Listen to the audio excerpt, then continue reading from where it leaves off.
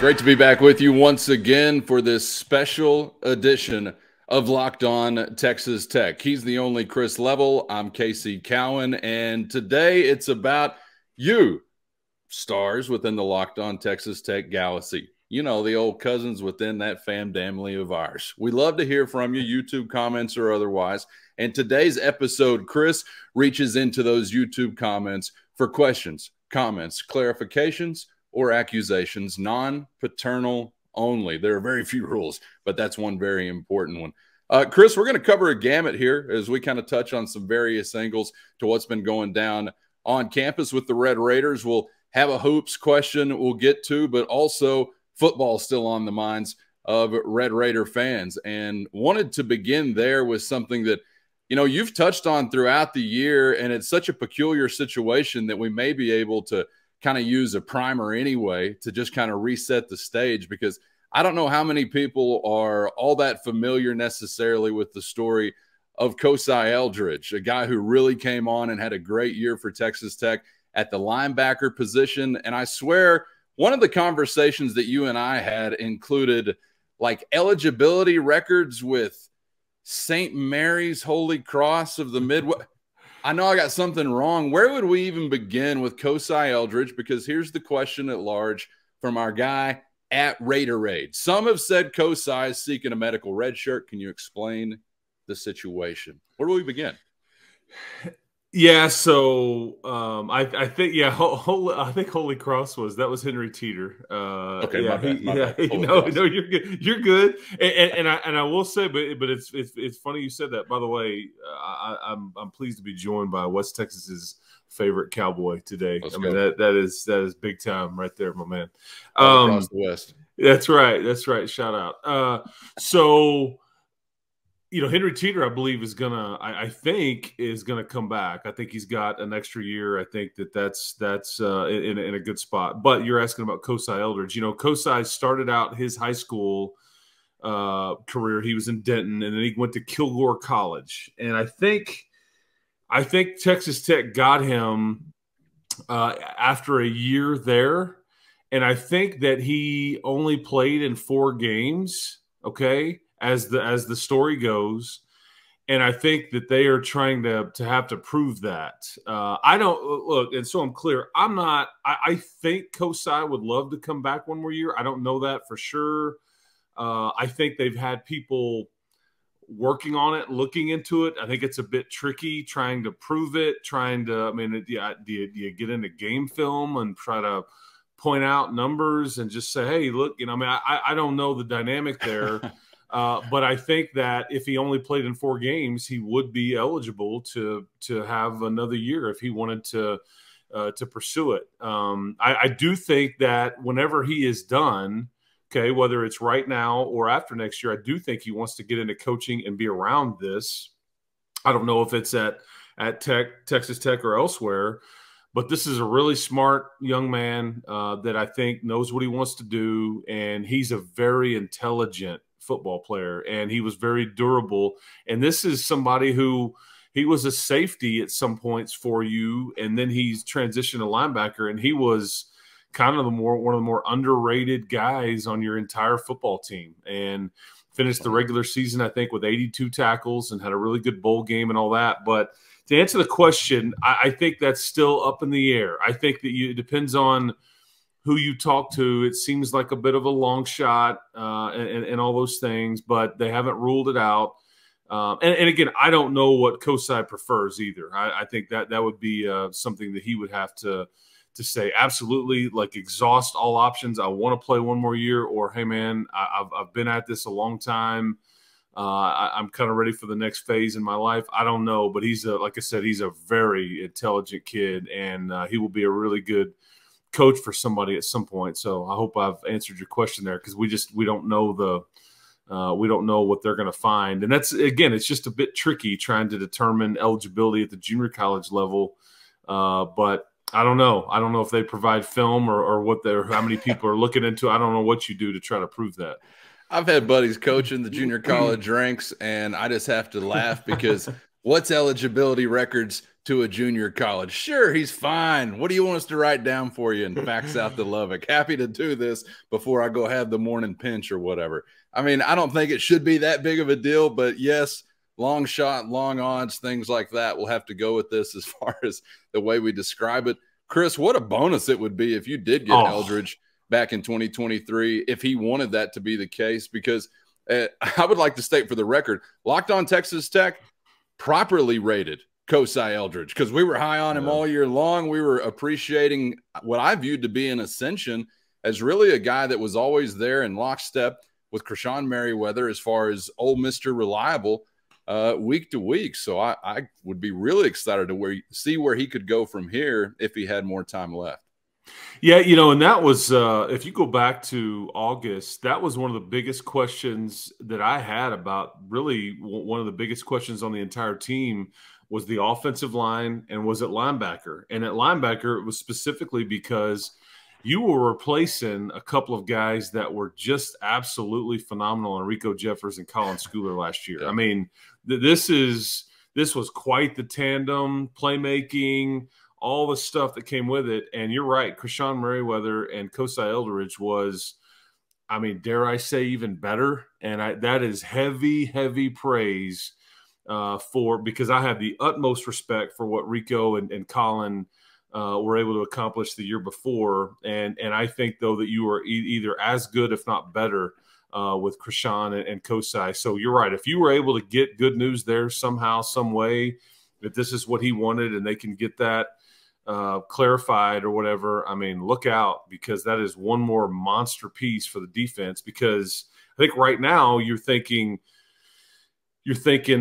Jacob Rodriguez, who I'm a big fan of, and then Tyreek Matthew would kind of slide in there, and then you add to it with some of your signees and some of those younger pieces, but.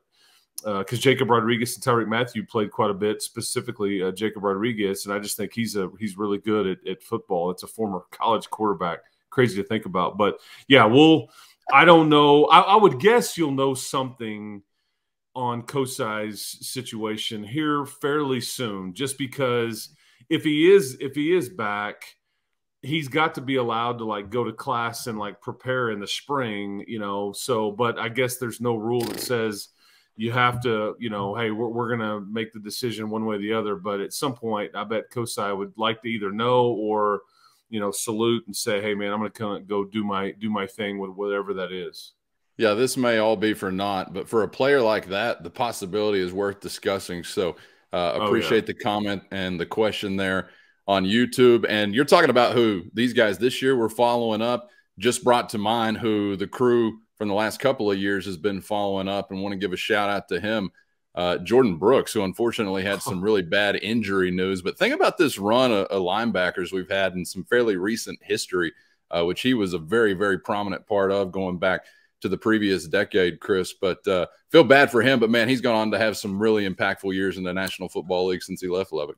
I think it's very popular to kind of dunk on, Texas Tech's defense and all that in the last decade. Look, you've earned that reputation, unfortunately. However, what the story that's not told near enough is that you mentioned Jordan Brooks. You mentioned Dakota Allen before him, who is still kind of playing professionally. And I think, a guy like Broderick Washington is still in the NFL. Kerry Hyder, now I'm going way back, but he's still in the NFL. I mean, there's some dog. And I mean, I'm forgetting some pieces along the way, but yeah, there's some guys that were really good football players on the defensive side, and it just seems like we spend so much time focusing on Mahomes and some of the guys on offense like Jakeem Grant or whoever it may be, but there's some guys on defense, man, that have been, because Jordan Brooks, that was a heavily criticized first-round pick by the Seahawks. And it was kind of like they took who and how high, and he's done nothing but exceed all those expectations of a first-round pick and then some. You're talking about 14 or 15 tackles on the reg for the Seahawks, and until he got hurt this year, which was, I guess, about a week or so ago. And he's fast and everything you'd want. But, yeah, you've had some really, really good linebacker play around here in recent years, as you mentioned. Man, hope that'll continue, and best wishes to Jordan. Hopefully, as far as his rehabilitation is concerned, it is a smooth road because obviously it is going to be a long one. We will roll on with submission number 2 at Solid Scarlet. CNC, the original Electric Factory. I added that part. Who is the biggest player departure from any Big 12 team for any reason so far? So this is all things under the sun, Chris, whether it's transfer portal, fat little girlfriends, NFL preparation, or anything in between. I know who's sticking out to me. Who's sticking out to you all across the Big 12 radar that's out of here? Yeah, and we're going Big 12 here, football, I'm assuming. And to me, this is kind of an easy answer. I've kind of 1 and 1A for me, and they both happen to wear purple. One is Max Duggan. I just think if Max Duggan were to have come back for TCU, he's already declared for the draft. I think he's going to go take it on. I just think that vaults them from one conversation to a completely different one because of just who he is, how he's played, and makes people around him better. It's not pretty at times, but he just wins and he wills his team. I mean, was a Heisman Trophy finalist and all those things. I think that's a monster departure for TCU. Again, as you would expect, if a national championship contender loses their quarterback, that's a really big deal. And he could have come back next year. So that is because I'm like, man, he could come back and TCU could keep this thing rolling. The other one to me, who was your guy? Is that my guy wears purple and he wears 22. Okay, Deuce Vaughn was my answer. I think you just gave the right answer, but that was 1A. That was my 1A. Yeah. Just because I you know what he meant for Kansas State, and he was such a unique, phenomenal football player. He just made them go. Smallest guy on the field, most of the time, the best guy on the field. I just think that's a hard guy to replace because versatile. Yes. Pass, run, special teams, return game, all that stuff. Yeah, and durable, even though they used him a ton. It's just like Kansas State's only got so many playmakers, and when you try to replace one like that, not that they can't, it's just he was a special player, man, and he's gonna go Darren Sproles it in the NFL, in my opinion, and I think he'll have a lengthy career in the NFL as a primary back, a third down back, just a football player, Yep. And I just think if you're Kansas State, you salute that young man and think about the statue and all those kinds of. I'm embellishing a bit there, but no, he was really, really good because he really was the biggest reason why they won a Big 12 championship. And those are hard to come by, and especially since Oklahoma has kind of won the league for so many years in the past, and now Baylor and Kansas State have kind of knocked that door open. But I just thought Deuce Vaughn, he's clearly 1A to me. The deuce is no longer loose in the Big 12 conference, and that's very good news for opposing fans. I'm glad about that, but I'll miss watching that dude play football because he's just a football player, like you already said, and he's a lot of fun to watch. And I guess, really, just on the Duggan point before we move along, I go back to our preseason Big 12 QB rankings, and I told you number 2 that I felt weird how quickly I wanted to go to Max Duggan, and I called it at that point in time, who was not even their starter at that point. This is preseason. And I said then, I think it's just my Red Raider trauma, because he had really done a number on the Matt Wells edition of the Red Raiders to close out a game in Fort Worth. Little did I know, I guess he was traumatizing everybody. I can't believe the season he had. I cannot believe what he did singularly as far as what was on his shoulders. And I think, like I said, you gave the right answer. That's got to be the right answer if we're actually just saying there is only one. Deuce Vaughn is a great next choice, but what a year for Duggan. And I love those kinds of players, Chris, who in a college setting are able to put a team or at least an offense on their backs, whereas you get into some professional settings, it's not going to work out the same way. But there's just something fun about a dude, watching a dude do what he did on that final drive in the Big 12 championship game, as an example, where it was him versus the other 11, it seemed like. Yeah, no, I'm with you, man. And those are just two guys. It's like for this kind of seasons that Kansas State and TCU have had. I think, and if you want to go even further, I think a guy like Quentin Johnston for TCU is going to be really, really difficult to replace, because he's a guy, and all the guys we're talking about, this isn't transfer; they're going to the NFL. But I mean, Quentin Johnston's likely going to be the top wideout taken in the draft, and that is heavy, heavy praise. I mean, he's got size, speed, production, played through injury and all that stuff. And he was one of those guys that, but this is kind of like their version of Harold Crabtree kind of thing. Like, it was just a tandem that made their margin for error so big for TCU, and that if they weren't playing well, it's just like, let's just throw it to Quentin, and 40 yards later, touchdown. Guess what? We're not playing so bad today. This is, but this is just kind of who they were this year. But Georgia will find out that he's a handful, and he's long, and he's 6'4", and he's really fast, and all that comes with that. And so those guys will be very difficult to replace. It doesn't make me sad that they're gone, and trust me, I won't miss trying to watch Texas Tech try to tackle Deuce Vaughn at all, and guys like that. But those are, to me, those kind of headline the list. Yeah, I agree. All right, onward. Thank you for the submission at Solid Scarlet. We move forward. All right, thank God. Here's somebody with an actual name, so we're sure it's a human and not maybe just something from a Russian bot farm. Beckett Lane says, are we past the point of coaches being hired away from Coach McGuire? Who is at the top of those lists? Chris, how does this window kind of operate where there's really a lot of movement? When does it kind of die down? And how do you see Tech's situation? Unfortunately, there is no window. I've been doing this a long time, and you have to keep your head on a swivel. There's a million reasons why coaches change jobs. And it's, man, my buddy just got a job and I've always wanted to work with him, or it's, hey man, these people are willing to double my pay, or I don't like the guy that I'm working for now. I mean, who the heck knows? Right. There's a million different reasons, and that's just part of the business. Guys move around a lot. To answer the question, there have been rumors about Emmett Jones being hired by Oklahoma. I don't think that's going to happen. I think they're just rumors. I don't know if I'm willing to say they never talked or anything, because I believe there maybe was some conversation there. But I do think at this point that is strictly just rumor, and it's not going to happen. But unfortunately, there is no window because, I mean, let's just go back to what I believe there was a time when Mike was here and he had a defensive coordinator named Jack Bicknell. Or no, it was an O-line coach, Jack Bicknell. He was here for the spring and then took another job. And so you just really never know. That's the reality of the profession when you have as many people employed and as much money is being poured into this sport. Guys just move around. And I think the bulk of the staff, though, will return.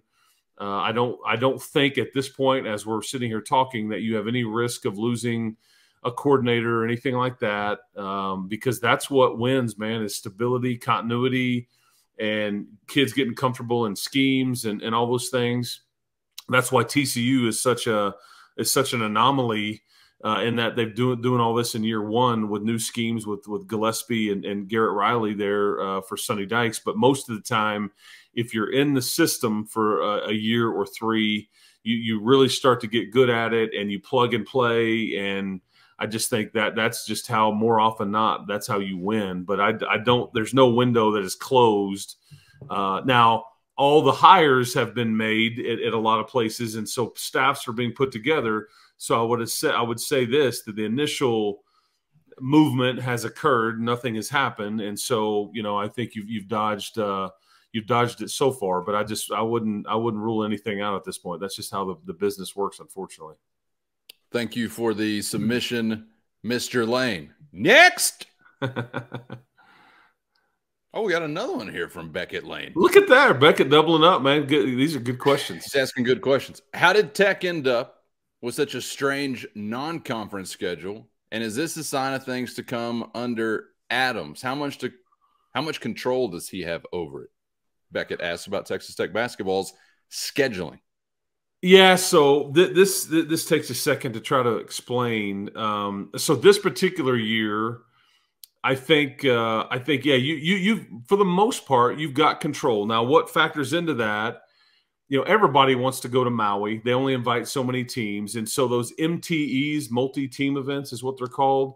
There's a lot of them, but some of them are hard to get into. Like, you can want to go play at one of them every year, but you have to be pretty good. You have to kind of have some connections. Some of it gets kind of political. Sometimes it's like, okay, we'll let you in the event in 2 or 3 years from now. So some of that is not is out of your control, and you're trying, right, to get into those events because they're high profile. You get good RPI opportunities out of them and all those things. So you played in Maui this year, which was set up 2-ish years ago. And then next year, you're going to play in the Bahamas on Thanksgiving week. And that is another typically loaded field.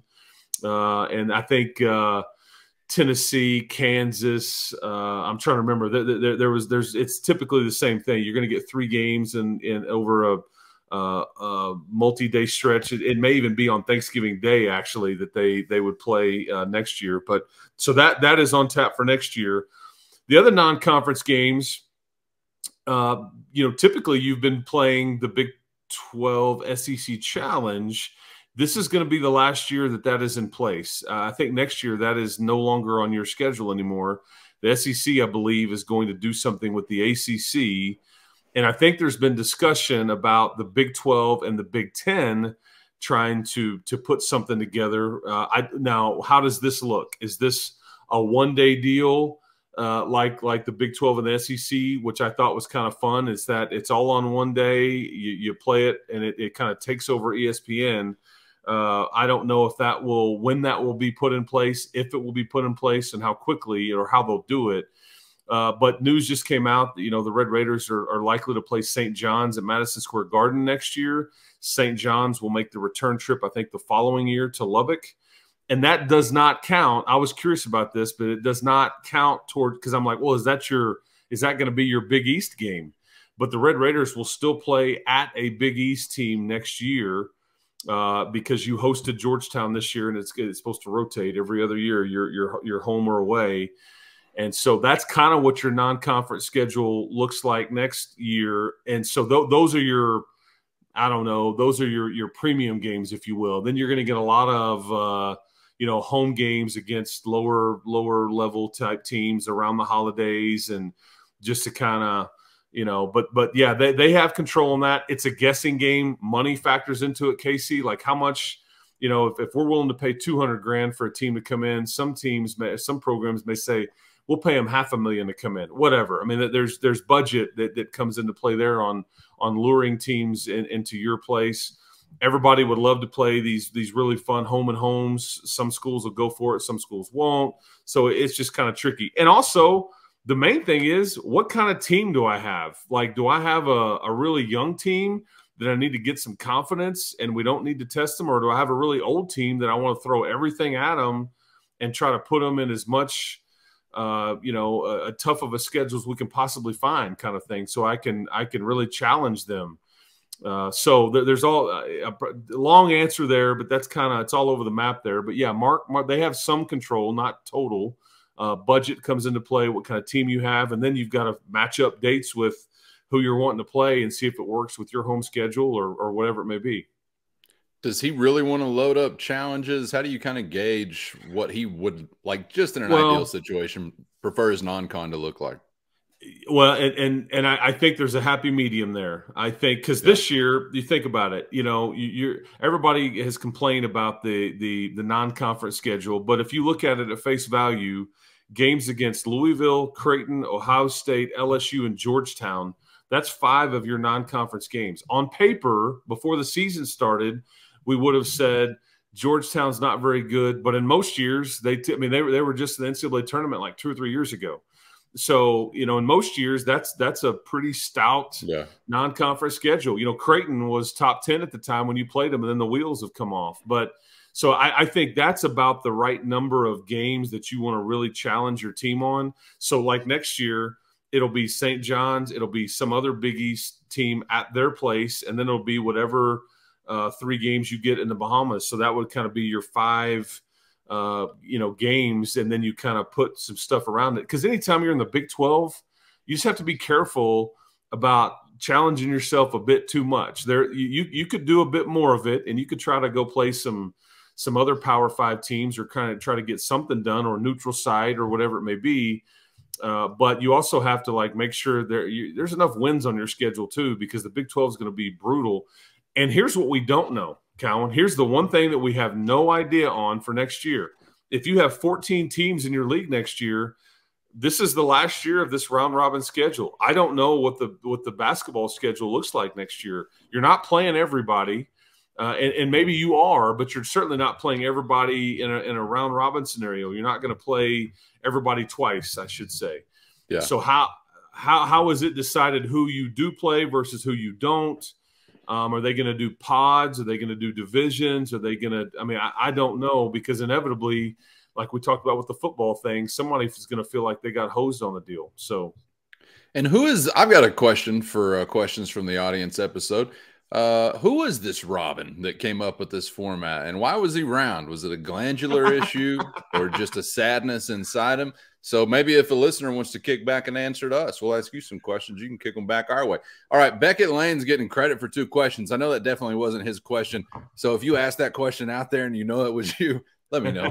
I'll give you a shout out on the next show. I'm going to yell at our production team that screwed up swapping the name out for the next one. The problem is I could piss in his pants right now, so I'm not going to be too hard on it. All right, let's head on to the next submission. This is from our guy at Runks88.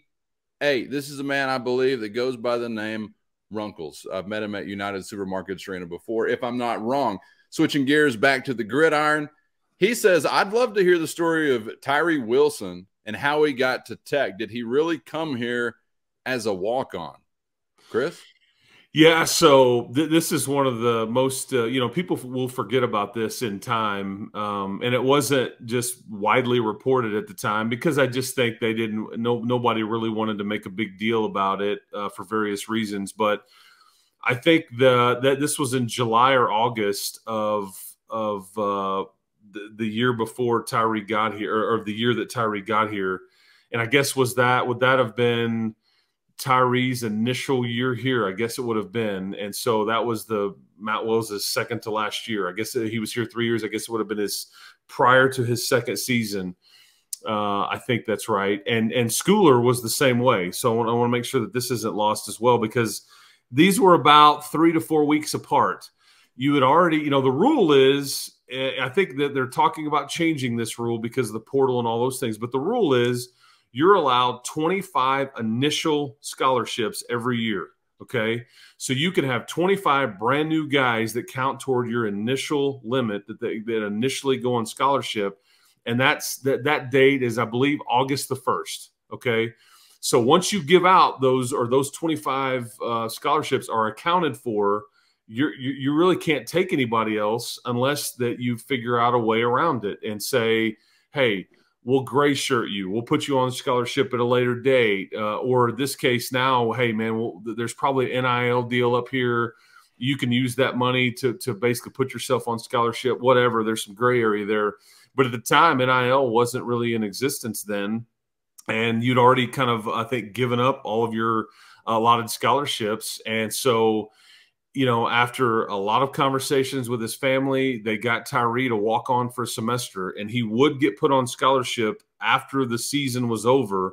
But the first year that he was here, he was paying for that on his own. And I'm sure there was some financial aid and some things, but there were some other schools that were offering him full scholarship immediately, and he turned that down to come to Texas Tech. And when you look at how he leaves here, that is nuts. I mean, absolutely nuts. And I will tell you, I never thought in my wildest dreams that he would leave here as like a first-round draft pick and be the kind of player that we saw. And I would guess most of the people involved wouldn't have ever dreamt that as well.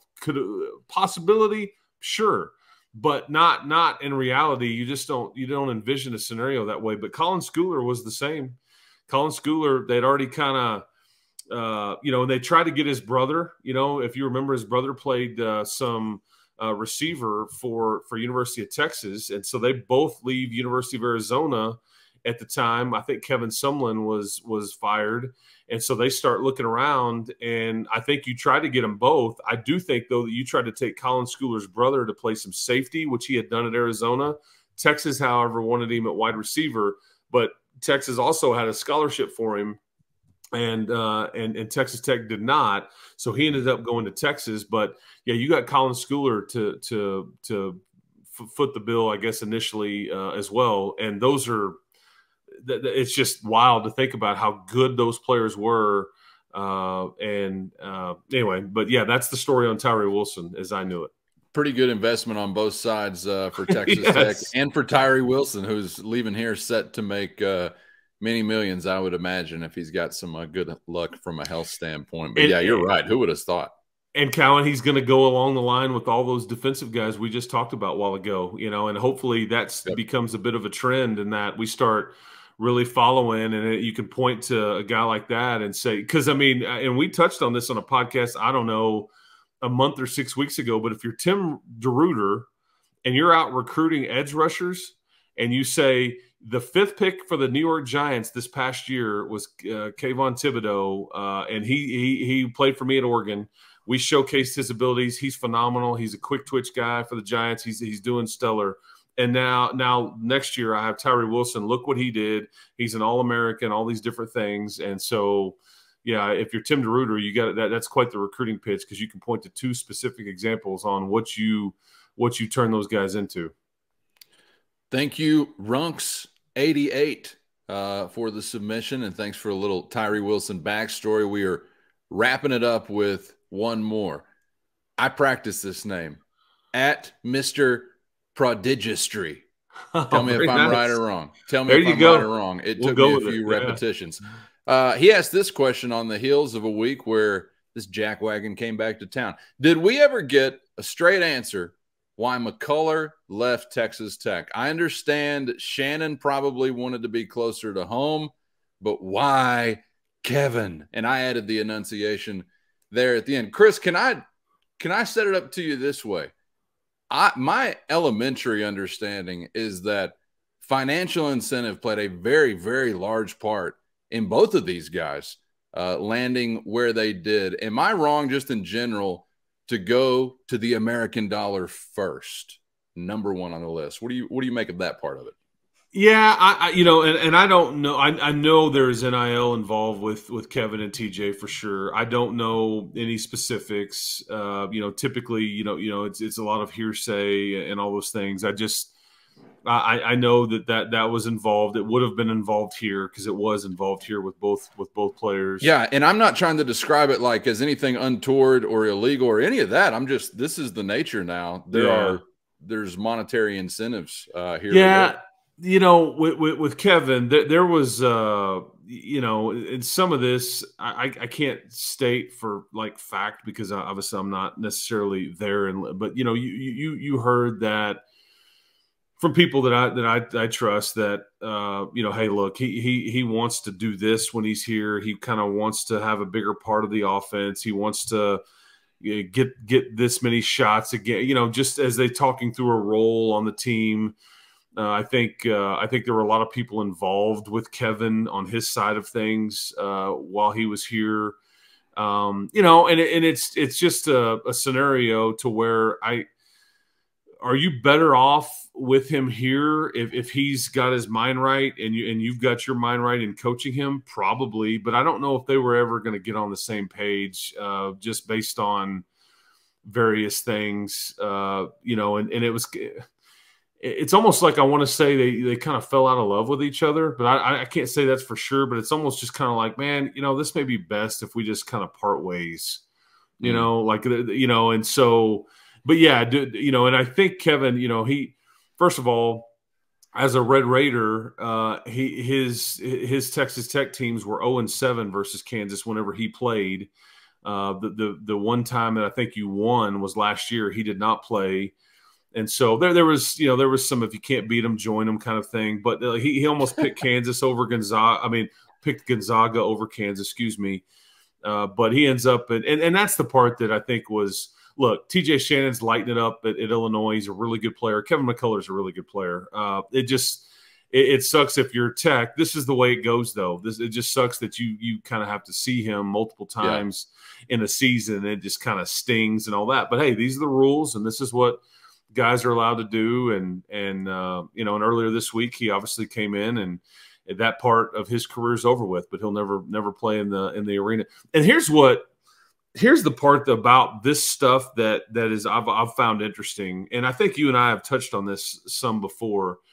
Like a guy like Keenan Evans, you mentioned Tariq Owens, in some podcasts recently, Norrance. There are some guys on those teams, man, that can just come back here. Anybody would do anything for them. They're welcomed back. They can come work out here, be around, have a camp, whatever. Yeah. And you build up a lot of goodwill within the community. And with that, relationships within the fan base that could maybe help you professionally and, all these different things. I just don't know if a guy – and Kevin, he probably could care less about that. I'm just saying that's the one thing that kind of changes the dynamic is that, when you leave here and you go play elsewhere, it's like, okay, well, you're not the favorite son when you come back here anymore. Like, I'm not even sure if you welcome them back. You certainly don't roll out the red carpet and remember some of the good times that you had. You kind of turned yourself into the enemy. And again, they're allowed to do conference. That. Exactly. Conference. Yeah, exactly. And I don't know what reason Kevin McCullough would want to come back here. I'm just saying, typically you have relationships with the school that you graduated from or you played for years and years. That's just kind of your team. And so some of that dynamic is certainly changing. But again, it may not matter to the fan base and it may not matter to the player or family involved. And but it's just that's just a point that I thought I'd make.